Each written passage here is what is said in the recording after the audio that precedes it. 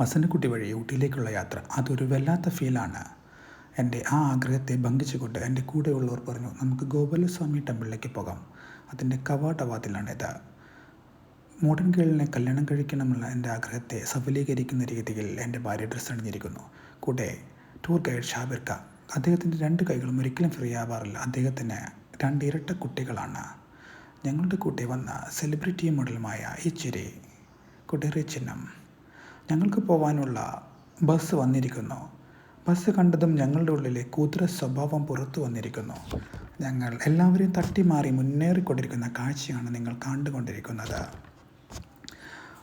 അതിനിടയിലും photo video എടുക്കുന്ന എൻ്റെ celebrity കൊഞ്ചോ ഒരീച്ചയ്ക്ക് പോലും സൈഡ് കൊടുക്കാതെ തൻ്റെ ശക്തി മുഴുവൻ കാണിച്ചുകൊണ്ട് റിജിൻ മുന്നേറി.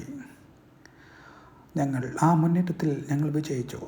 മുൻനിരയിലുള്ള എല്ലാ സീറ്റുകളും ഞങ്ങൾ സ്വന്തമാക്കി. തൻ്റെ ഭാര്യയ്ക്ക് സീറ്റ് കിട്ടിയെന്ന് ഉറപ്പുവരുത്തുന്ന റിജിൻ തൻ്റെ ഭാര്യയ്ക്ക് സീറ്റ് കിട്ടിയാൽ നിലത്ത് പോലും ഇരിക്കാൻ അദ്ദേഹം തയ്യാറായിരുന്നു. അപ്പോഴാണ് ഞാനൊരു നഗ്ന സത്യം മനസ്സിലാക്കിയത്.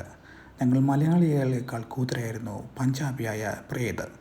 അവൾ എന്നെ തട്ടിവീട്ടി കപ്പിളായിരിക്കുന്ന എന്നെ മാറ്റി അവൾക്ക് മുന്നിലിരിക്കണം പോലും. ഇംഗ്ലീഷിലാണ് അവളുടെ ഒരു സംസാരം. അതുകൊണ്ട് തന്നെ ഞാൻ പെട്ടെന്ന് വഴിമാറിക്കൊടുത്തു. നല്ല പാതയോരം, ഒരു ബസ്സിന് മാത്രം പോകാനുള്ള ഒരിടം. അതുകൊണ്ട് തന്നെ ഒരു ബസ് വരുമ്പോൾ മറ്റൊരു ബസ് വഴിമാറിക്കൊടുക്കണമെന്ന അലിഖിത നിയമമാണ് ഇവിടെ പരിപാലിച്ചു പോകുന്നത്. ഞങ്ങൾ ആ വഴിയിലൂടെ മുന്നേറി. തിക്കും തിരക്കും കുറേ ആളുകളും ശക്തമായി കരടിക്കുന്ന ഒരു പ്രദേശമായിരുന്നു അവിടം. പക്ഷെ കാറ്റടിക്കരുതെന്ന പ്രാർത്ഥന ദൈവം കേട്ടു. കാരണം എൻ്റെ ഭാര്യയുടെ ഡ്രസ് ഇതുപോലത്തെയുള്ളയായിരുന്നു. സെക്യൂരിറ്റിമാർ എന്തോ നോക്കിച്ചിരിക്കുന്നു. എനിക്ക് മനസ്സിലായില്ല. ഇതാണ് അമ്പലത്തിലേക്കുള്ള നടപ്പാത. ആ നടപ്പാതയിലൂടെ ഞങ്ങൾ നടന്നുപോയി. ഒരു പ്രത്യേക തരം കാലാവസ്ഥ എനിക്ക് അനുഭവപ്പെട്ടു. നല്ല സൂര്യവെളിച്ചമുണ്ടെങ്കിലും ഒരു തണുത്ത അന്തരീക്ഷം, തണുത്ത കാറ്റ്, പ്രത്യേക അനുഭവം. ഞങ്ങൾ മുന്നോട്ട് നടന്നു. അമ്പലം കണ്ടപ്പോൾ എനിക്കൊരു കാര്യം മനസ്സിലായി. ഇത് ശ്രീകൃഷ്ണൻ്റെ പ്രതിഷ്ഠയാണ്. തലങ്ങും വിലങ്ങും നടന്ന് വീടെടുക്കാൻ പറയുന്ന എൻ്റെ മോഡൽ ഭാര്യ. അധികം തിരിയണ്ട എന്ന് ഞാൻ പറയുന്നുണ്ട് അവളോട്. അപ്പോഴാണ് എല്ലാവരും വളരെ കൗതുകപൂർവ്വം എന്തോ കണ്ടുകൂടുന്നു. ഞാനും ആ ഭാഗത്തേക്ക് ഓടി. ഞാൻ കണ്ടു ആ അവിസ്മരണീയമായ കാഴ്ച. ഒരു ഒറ്റയാൻ്റെ എല്ലാ ആകാര ഭംഗിയും ആവാഹിച്ചുകൊണ്ട് ഒരൊറ്റ ഒറ്റയാൻ. അതിൻ്റെ വെള്ളം കുടി കണ്ടാലറിയാം രാവിലെ മുതൽ തെണ്ടിത്തിരിഞ്ഞ് കാട്ടിലൂടെ യാത്ര ചെയ്ത് അവസാനം വെള്ളം കുടിക്കാൻ വേണ്ടി വന്നതാണെന്ന്. കുറേ നേരം വെള്ളം കുടി മാത്രം. അത് മറ്റെന്തെങ്കിലും ചെയ്യുമെന്ന് അറിയാൻ വേണ്ടി ഞങ്ങൾ കുറേ നേരം കാത്തിരുന്നു. കുറച്ച് സമയം കൊണ്ട് തന്നെ എനിക്കൊരു കാര്യം മനസ്സിലായി. ആനയ്ക്കൊരു കൂസലുമില്ല. കാരണം ആന സ്ഥിരമായിട്ട് വെള്ളം കുടിക്കാൻ വരുന്നൊരു പ്രദേശമാണിവിടം.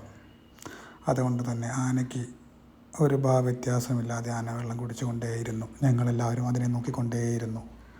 അപ്പോൾ ഞാൻ സെൽഫിയിൽ ആനയെ ഉൾപ്പെടുത്തി ഒരു ഫോട്ടോ എടുക്കാൻ ആഗ്രഹിച്ചു. അതാണ് ഇപ്പോൾ നിങ്ങൾ കാണുന്നത്.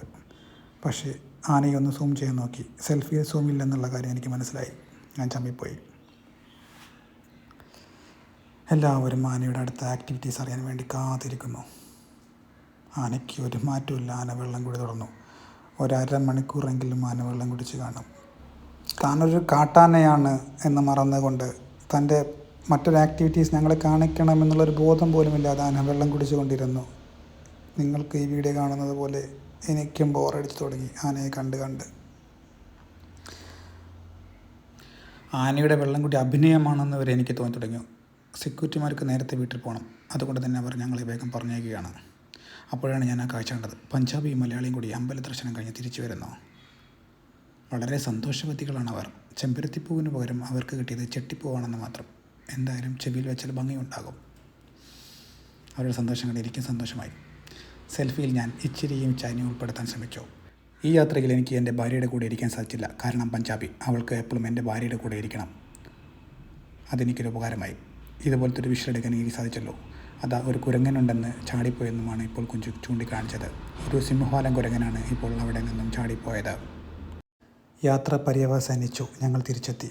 ഞങ്ങളുടെ ഓർമ്മകളിലേക്ക് നല്ല കുറേ ചിത്രങ്ങൾ സമ്മാനിച്ചുകൊണ്ടുള്ള യാത്രയായിരുന്നു ഹിമവത് ഗോപാലസ്വാമി ടെമ്പിളിലേക്കുള്ളതെന്ന് ഞങ്ങൾ മനസ്സിലാക്കി. ഞങ്ങളുടെ ഓർമ്മച്ചപ്പിലേക്ക് ഞങ്ങൾ ഈ യാത്രയും സൂക്ഷിച്ചു വെക്കുന്നു.